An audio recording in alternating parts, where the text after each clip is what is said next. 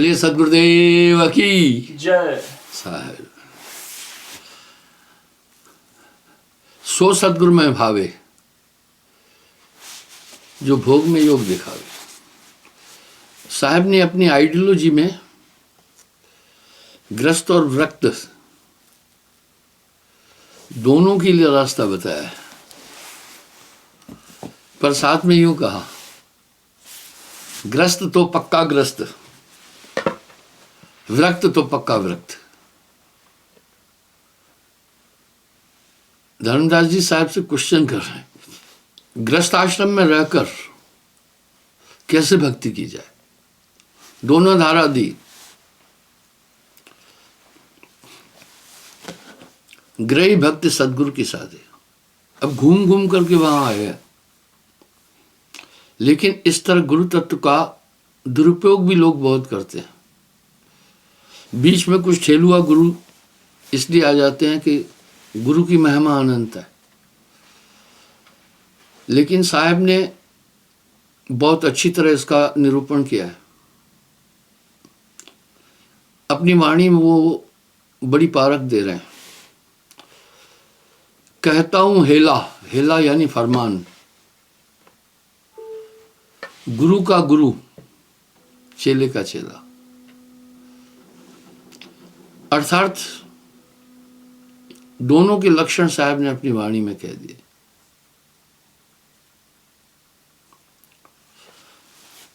पहले वो गुरु के लक्षण बोल रहे हैं, वो मैंने कई बार इसका उल्लेख किया है। पानी पीजिए छान के, गुरु कीजिए जान के।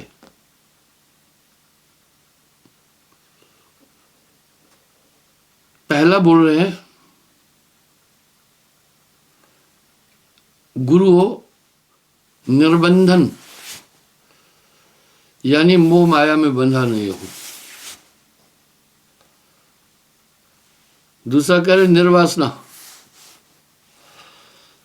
अब यहां एक सवाल उठ रहा है, उस पर थोड़ा चिंतन करना है। मैंने ये प्रसंग पहले भी बोला है, जिस इंसान को दौरा आता है,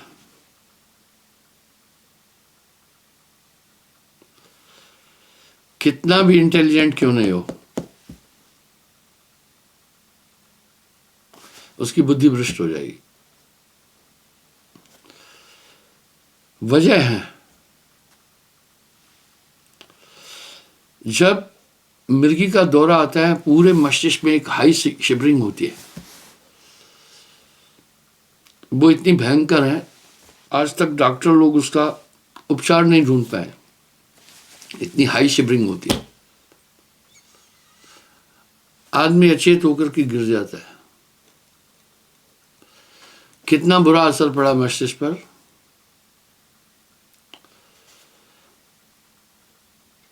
लोग तमाशा देखते हैं, वो कैसे तड़फ रहा है। अगर उन्हें कोई अक्लमंद उस समय मिल गया, फिजियोथेरेपी थेरेपी कर रहा है, पैर मल रहा है, हाथ दबा रहा है, कंधों को थोड़ा सा व्यायाम दे रहा है, तो वो थोड़ा जल्दी उठ सकता है। पर बुजुर्ग लोग उसका सबसे उपयुक्त साधन बोलते थे, प्याज को मुक्के से तोड़ो, काटना नहीं है, मुक्के से तोड़ना। 2 भाग पूरे अलग नहीं करना, ऐसे खोल देना, उसके मुंह के पास रखना 2 मिनट। प्याज की उस महक से एक बहुत बड़ा असर पड़ता है, आदमी शांत हो जाएगा एक मिनट में। जितनी देर ज्यादा वो शिवरिंग करेगा ऐसे ऐसे, उतना नुकसान ज्यादा होगा। जैसे चोट लग जाती है, तो जब तक ब्लीडिंग हो रही है तो नुकसान हो रहा है। इस तरह वो बड़े संकट में है, उसके कंधे की ये पैंट दबाओ, रिलैक्स फील करेगा। उसके बाद जब आदमी उठता है, एक अनजान सा होकर के सभी लोगों की तरफ देखता है। पहले वो ये सोचने की कोशिश करते हैं, मैं कहाँ हूं। घायल की गत घायल जाने, क्या जाने वेद विचारा।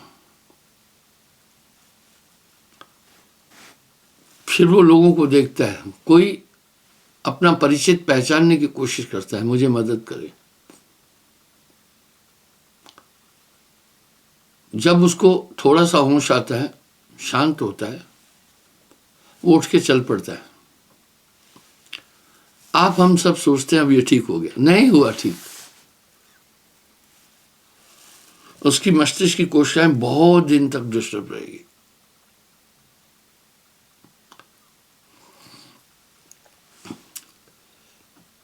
ठीक इसी तरह उसके लिए मैं परहेज बताता हूं। आज तक डॉक्टर उसकी उपयुक्त दवा नहीं निकाल सके। उसकी परहेज है, ऐसे पेशेंट को बहुत ऊंचाई पर नहीं ले जाना। जब भी आदमी ऊंचाई पर जाता है तो ब्रेन थोड़ा सा अच्छे आदमी का भी थोड़ा घूमने लगता है। उसे नदी के किनारे नहीं बैठने देना। आप देखते हैं जब नदिया की धारा बहती है तो अच्छे आदमी को भी थोड़ा चक्कर सा फील होता है। उसकी कोशिकाएं पहले ही कमजोर है, उसको ज्यादा असर पड़ेगा। उसे आग की लपटों को नहीं देखने देना। ये परहेज बहुत जरूरी है। आग की लपटों को देखेगा तो आप देखो वो भी ब्रेन में थोड़ा वाइब्रेशन कर देती है। धूप में उससे काम नहीं कराना। धूप में अच्छा आदमी भी काम करे तो वो हताश और व्याकुल हो जाता है। गरिष्ठ और ज्यादा भोजन नहीं खाने देना। आप देखते हैं जब आदमी गरिष्ठ भोजन खा लेता है जो डाइजेशन में टफ है, उसके बाद वो थोड़ी अपनॉर्मलिटी फील करता है। थोड़ा थोड़ा करके भोजन खाए, उसको टेंशन नहीं देना। ये बहुत भयंकर रोग है, इसलिए पथ्य सेवन ही उसका उपचार है। मैंने गुरु के लक्षण जब आपसे बोले, उसमें पहला, गुरु निर्वास ना हो। क्या होता है, क्यों निर्वास ना हो? मैं जब ये बात बोलूंगा दुनिया का कोई भी इंसान मुझसे सहमत नहीं होगा, कोई नहीं सहमत होगा। ऐसे साहब ने बहुत बातें बोली जिससे दुनिया के लोग सहमत नहीं हुए। दुनिया के लोग अपने हिसाब से अपनी सुविधा के अनुसार गुरु ढूंढते हैं, पर साहब तो ऐसा कह रहे हैं, गुरु तो ऐसा कीजिए जैसे कुंभ कुम्हार अंतर हाथ सहार कर ऊपर मारे चोट, ऊपर करे वार। वाह! अगर गुरु तो ऐसा कीजिए, कड़गड़ काढ़े खोट, खोट को अंदर से निकाल, अंतर हाथ सहार कर ऊपर मारे चोट। जो गुरु आपके दोष नहीं बता सकता है वो गुरु मृतक है, मतलब भी है। खैर, मैंने कहा गुरु पहले निर्वास ना होना चाहिए। इसकी वजह है, जब भी वासना की तरंगे आती है वो धीरे धीरे आदमी को व्यथित करती है और मस्तिष्क पर आच्छादन करती है।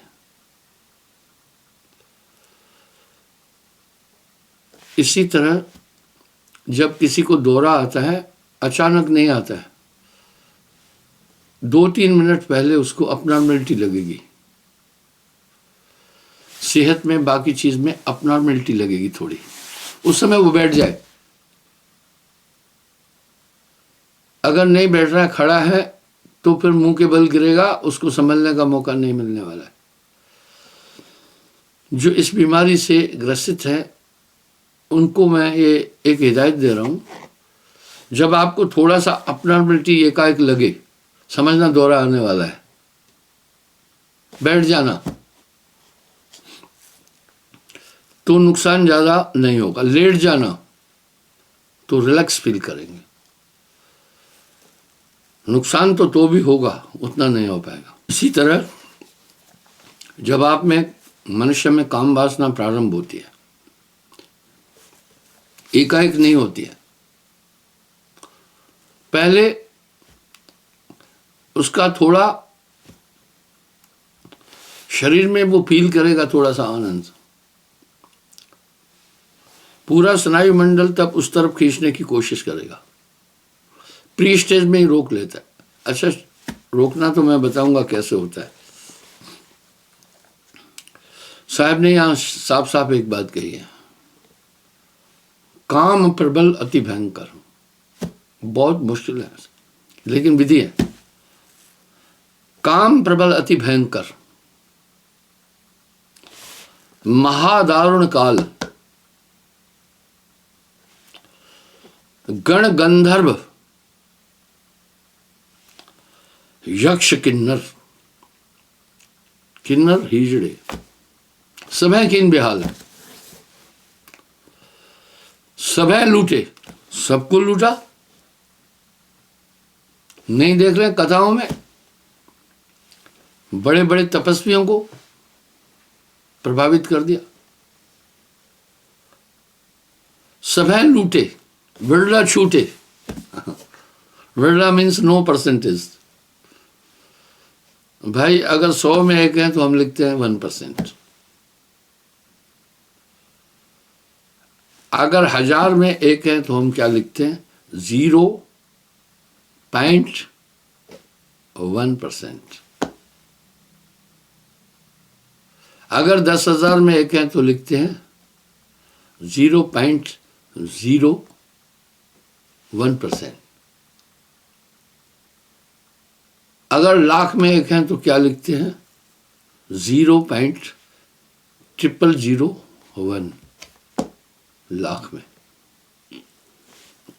अगर 10 लाख में एक है तो हम लिखते हैं 0.4001 10 लाख में। करोड़ में एक है तो लिखते 0.5001। इस तरह आगे परसेंटेज है, लेकिन आगे जाकर के परसेंटेज नहीं होती है। अरब में भी अरबों में एक हो सकता है। आगे जाकर क्या होता है उसको कहते हैं विरला। विरला यानी कोई एक। अब साहब क्या कह रहे हैं? कोटिन मध्य को कहे, लाखन मध्य को कहे। लाखों में भी नहीं बोल सकते हम एक है, कोई कोटिन में है। करोड़ों में कोई एक मुश्किल से निकलता है। आगे क्या बोल रहे हैं? कोटिन मध्य को कहे जब किया कबीर विचार। क्या बात है। कोटिन मध्य को कहे जब किया कबीर विचार, यानी इसका वेग इतना है, पूरा स्नायु मंडल उस समय जैसे दौरा आता है ऐसे होता है। मस्तिष्क बिल्कुल भी डिस्टर्ब होता है इंसान का। दूसरे तरीके से यूं बोलें, जब उसमें सेक्स का दौरा आ जाता है, सवार हो जाता है कामदेव, इतना बेवकूफ हो जाता है इंसान, वो हरकतें करता है, वो हरकतें करता है। शास्त्रानुसार बता रहा हूं, मुझे इसका अनुभव नहीं है। वो खतरनाक हरकतें करने लगता है, निर्लज हो जाता है, बेशर्म हो जाता है, विवेक शक्ति खत्म हो जाती है। आप विचार करो, जब कामातुर इंसान होता है, पास्को में तो मृत्युदंड भी है, यानी वो एक क्षण भर के आनंद के लिए मृत्युदंड को भी अनदेखा कर देता है। आप सोचे ना, प्रवेग है ये उसका। इस वेग में बड़े बड़े बह गए। अब यहां साहब क्या कह रहे हैं? बड़े बड़े हाथी बह जाई कहो मसा कह लेखे माही, मच्छर किस लेखे में है। इस तरह जब वो काम का वेग उत्पन्न होता है, पूरा मस्तिष्क जैसे दौरे में पूरा स्नायु मंडल डिस्टर्ब होता है, पूरा डिस्टर्ब हो जाता है। आपने सुना होगा कथाओं में कि हमारे पूर्व ऋषि मुनि तप कर रहे थे, कामदेव ने आकर उसकी तपस्या भंग कर दी, यानी काम किया, तपस्या भंग हो गई। क्यों भंग हुई? जिस समय आदमी कंसंट्रेट होता है तो मस्तिष्क के स्नायु मंडल एक ऐसी पॉइंट पर पहुंचते हैं जहां बहुत आनंद है, लेकिन जब वो सेक्स में चला जाता है वो पूरा डिस्टर्ब हो जाता है, जैसे दौरे के समय। इसलिए सेक्सुअल थिंग्स भी नहीं आना चाहिए एक भक्त को। जहां काम तह नाम नहीं, जहां नाम तह काम, कहे कबीर कैसे रहे रब रजनी एक ठाम। इसलिए गृहस्थ आश्रम में भी ब्रह्मचर्य की आवश्यकता है।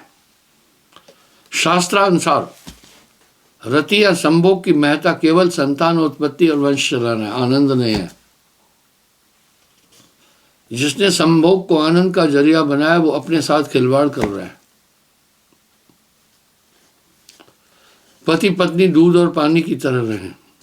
रति क्रिया तो केवल संतान उत्पत्ति के लिए है। इस सिद्धांत को पशु पक्षी बहुत पालन करते हैं। साहब ने आदमी को कुत्ते से भी खराब कह दिया। सुनने में बड़ा अटपटा लगता है पर तथ्य समझना। कामी कुत्ता 30 दिन, नर छेरत 12 मास। कामी कुत्ता केवल कार्तिक के महीने में उसमें बीज बनता है। उसके पास कितने सिद्धांत हैं कुत्ते के पास, उनके वो बेजुबान है। पहले कुतिया से भेंट करने से पहले उसकी गर्भ योनि को सूंघता है। क्यों सूंघता है? वो सिंघण से जान जाता है ये कंसीव किया है या नहीं, वो इसलिए सूंघ रहा है। बैल भी सूंघता है, बकरा भी सूंघता है, भैंसा भी सूंघता है गर्भद्वार को। ये एक टेक्नोलॉजी है। अगर कुत्ते को पता चल गया कुतिया कंसीव कर चुकी है, नहीं जाएगा पास में। देखा उनका नियम कितना है। बैल को पता चल जाए गाय कंसीव कर चुकी है, नहीं जाएगा। वो उसका नियंत्रण है। लेकिन मनुष्य कैसा है? स्त्री अगर कंसीव कर गर्भिणी भी हो चुकी है तभी भी मनुष्य संभोग करता है। ये शास्त्रानुसार वर्जित है। बीज सीधा बच्चे के मुख में जाता है, उसे विविध प्रकार के रोग हो जाएंगे। उस समय इस चीज से बचना चाहिए। तो देखा कुत्ते का नियंत्रण है, इंसान का नहीं है। साहब ने लताड़ दिया इंसान को। कामी कुत्ता 30 दिन, नर छेरित 12 मास। कोकला भी गर्भ धारण करने की उसकी अवस्था है, बसंत ऋतु, इसलिए वो नर को आहूत करती है। आदमी 6 ऋतु 12 मास, इसका कोई टाइम ही नहीं है। याद रहे, लोभ को जितना बढ़ाओ उतना कम है, उतना आपको ज्यादा खींचता जाएगा। काम जितना बढ़ाओ उतना कम है कि आपको खींचता जाएगा। इस पर नियंत्रण होना चाहिए। ये चाहे ग्रस्त है चाहे विरक्त है। इसलिए एक सन्यासी, सन्यास में थ्योरी है, एक सन्यासी कभी संभोग नहीं करेगा, क्योंकि उसने अपनी मेंटलिटी परमात्मा के चिंतन में जोड़ रखी है। जब वो संभोग की तरफ आ जाएगा तो जैसे दौरे पर से दिमाग पर असर पड़ेगा, ऐसा पड़ेगा। अध्ययन की साइड में देखो, जो बच्चे ब्रह्मचर्य में अध्ययन में प्रखर होते हैं, बहुत कम लोग हैं जो विवाह शादी के बाद में डिग्रियां लेते हैं। वो रियल परसेंटेज है। इसका मतलब ये हुआ, इसीलिए गुरु हो निर्वासना। यहां साहब ने जो लताड़ा है, मैं जब बोलता हूं सब शोर मचा देते हैं।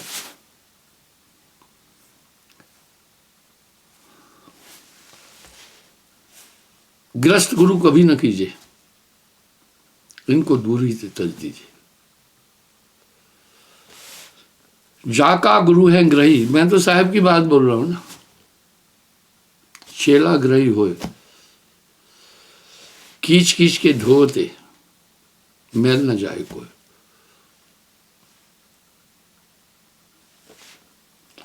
इसलिए प्रथम शर्त यह है, काम क्रोध लोभ मोह अहंकार के जो वशीभूत है, आप में सुधार नहीं कर सकता है। दूसरा, गुरु हो निर्बंधन, यानी मोह से रहित हो। मैं फिर क्षमा चाहूंगा, आध्यात्मिक काफी संस्थाओं में अभी भी विचरण करेंगे 90% अपने बाल बच्चों को गद्दी दे जाते हैं, बाल बच्चे नहीं है तो पत्नी गद्दी ले लेती है, भतीजा कहीं भांजा गद्दी ले लेता है। आपके सामने उदाहरण है, मैं नाम क्यों लेना है, आप देखें। इसका मतलब मोह नहीं छूटा। अब दावा करते 1 करोड़ शिष्य हैं, 1 करोड़ में उन्हें केवल अपने घर का ही आदमी दिखा ना गद्दी देने के लिए। यहां पर भी कबीर साहब ने अपेक्ष किया।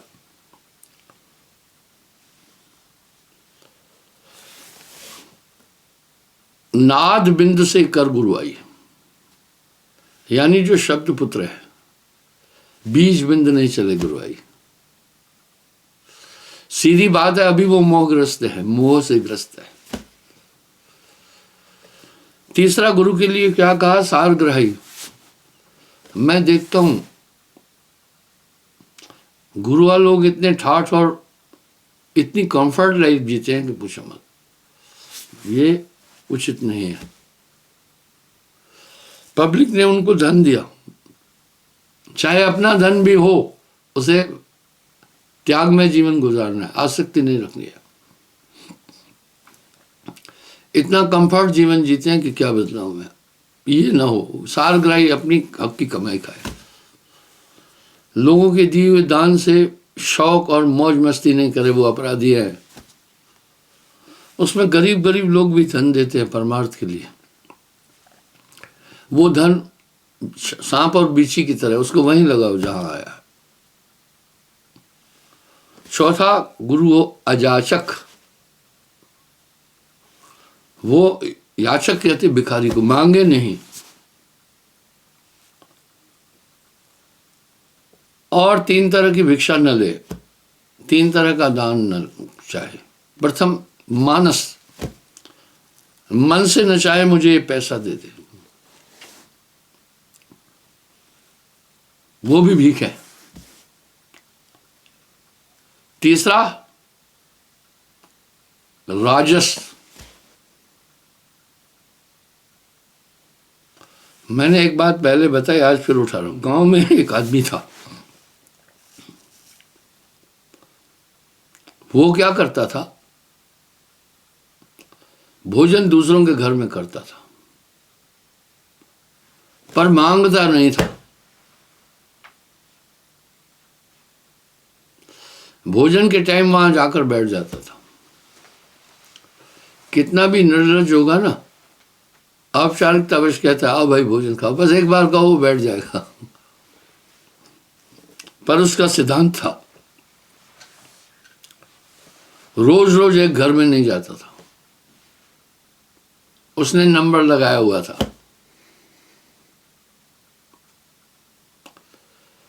कि सोमवार को इसके घर, मंगल को इसके घर, पूरा वो लिखता था।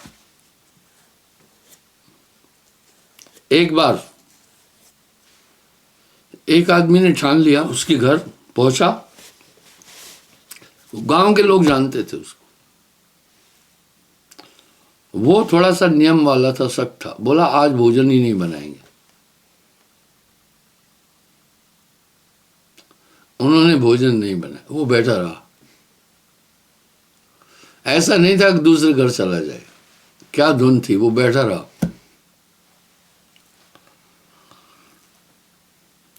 जब बैठा रहा,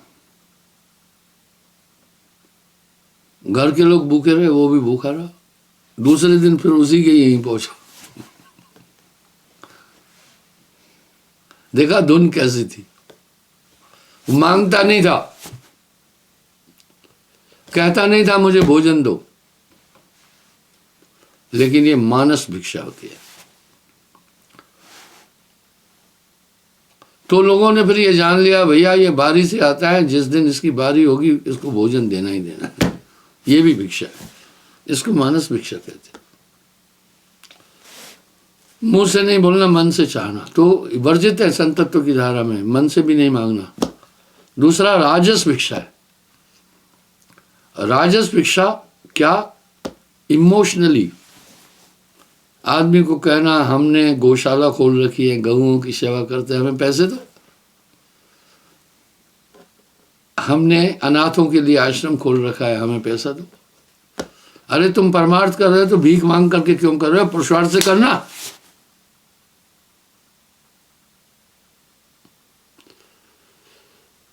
कुछ कहेंगे हम गरीबों की मदद करते हैं, हमें पैसे दो। ये नाटक आपको टीवी पर भी मिलेगा। हमारे पंथ में चंदे को हम भ्रष्टाचार मानते हैं।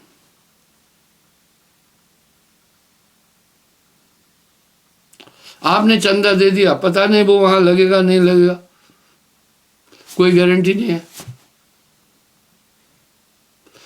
हो सकता है वो दूसरी जगह लग जाए।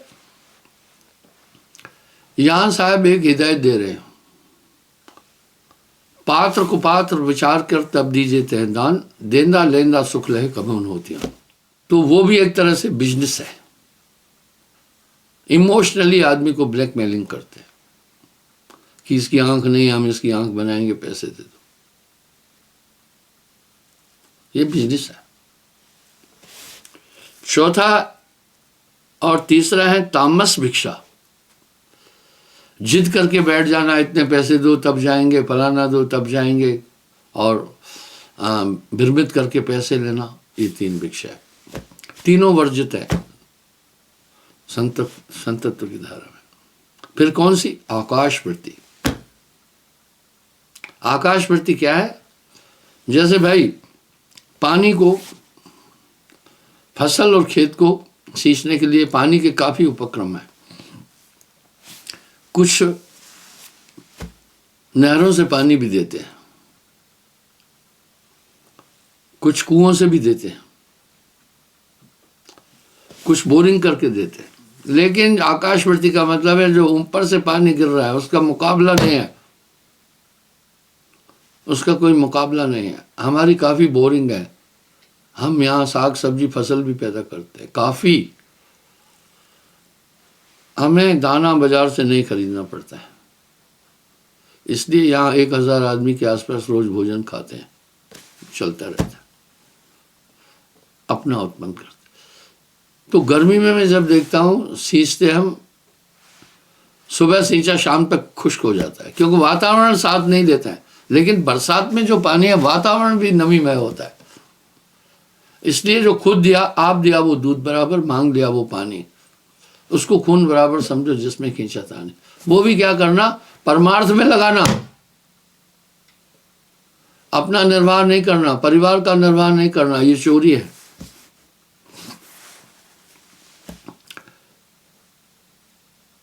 पांचवा, गुरु समदर्शी हो, क्लास कास्ट कलर क्रीटलेस, सब में एक आत्मा देखे। छठा, सर्वज्ञ, समस्त धर्म शास्त्रों का, आध्यात्मिक मंडलों का उसको ज्ञान हो ताकि आपकी शंकाओं का वो निराकरण कर सके।